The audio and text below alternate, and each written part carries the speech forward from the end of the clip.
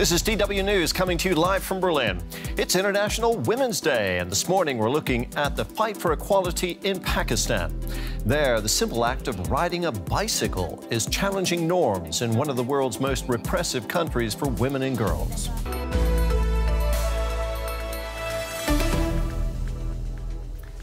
Hello, I'm Terry Martin. Good to have you with us. People around the world are taking part in protests and rallies to mark International Women's Day. Here in Berlin, it's an official public holiday for the first time. A big march is planned here in the city later today. Well, this was the scene in Madrid last night, where several hundred women gathered to ring in the day. Organizers have scheduled rallies across the country to demand equal rights and an end to sex discrimination. Women's rights has emerged as a divisive issue in Spain ahead of a national election next month. Well, women fighting for greater equality can take many different forms. Our next report takes us to Karachi in Pakistan, one of the most repressive countries for women and girls. There, the simple act of riding a bicycle is one way they're challenging norms. Getting to grips with her first bicycle. Every Sunday morning, Rahmat Hamid joins her friends at her local cycling club. For the 11-year-old, this is a totally new and sometimes daunting experience. Initially, I dragged the bike along with my feet. Then I slowly learned how to control it, and I love the fact I can ride now. I wish I could cycle every day with my friends, as it makes me feel really good.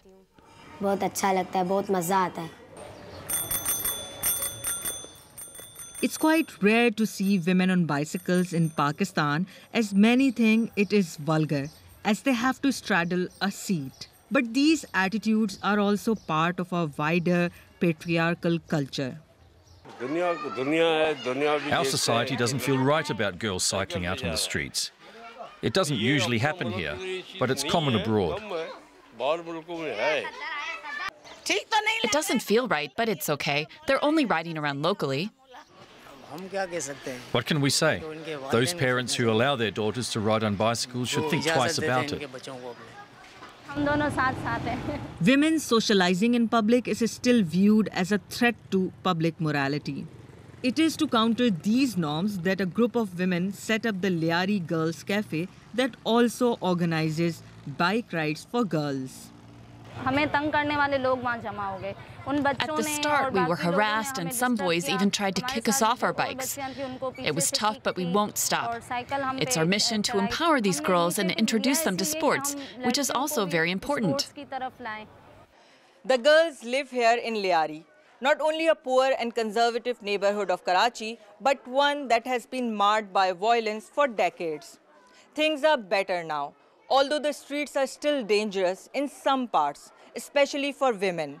So the sight of them exercising in public has caused quite a stir.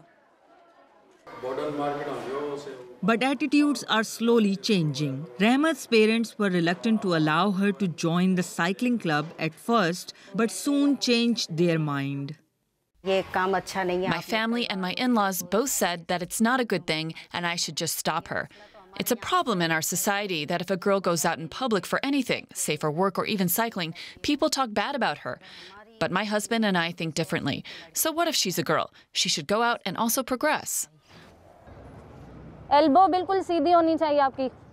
the cycling club began a year ago, they started with only 8 girls. Now there are over 30 members.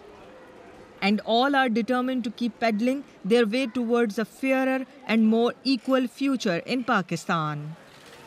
More on this topic. We're joined by Farzana Bari. She's a Pakistani feminist and human rights activist, and she joins us from Islamabad. Farzana, thanks for talking with us this morning. First of all, International Women's Day is drawing attention to the challenges that women face around the world. What are the main challenges confronting women in Pakistan? I think the first and foremost challenge in Pakistan is that women are not recognized as independent human beings. Women are seen in relation to others, like as somebody's wife or mother and sister, or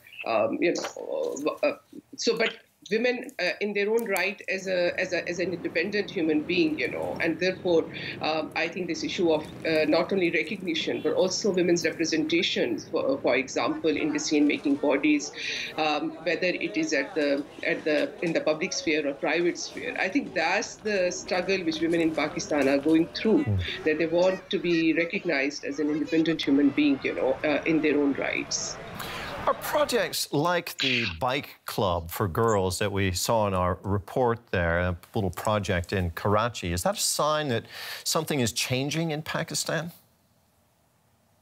Yes, something is changing in Pakistan. Particularly younger women are trying to claim their space, although the space we had back in 60s and 70s. For example, when I was growing up, there was no issue if I was bicycling. But I think slowly there was a radicalization in Pakistan, particularly during 80s. And I think that's where this whole now trend of radicalization is on the rise. And women's space is shrinking day by day. But I think particularly the young feminists and women from, working women, they are claiming the space and they are pushing the boundaries. Marches are taking place today all over the world to honor women and demand that their rights be respected. Are people marching in Pakistan too? Yes, I think I feel that this year, even that, preparation for 8th International Women's Days march is much more at a bigger, I think it's going to take place in a bigger scale. Women are also coming together, like Women Azadi March, for example, initiated by Women Democratic Front, but it is going to be, it has been organized in coalition with the networks of like NGOs and other, working women's network. And it has been like organized almost in all big cities in Pakistan. So yes, I think this year I see the celebration or commemoration of Women's International Day is going to be at a much bigger scale, at a much bigger level, all around the country.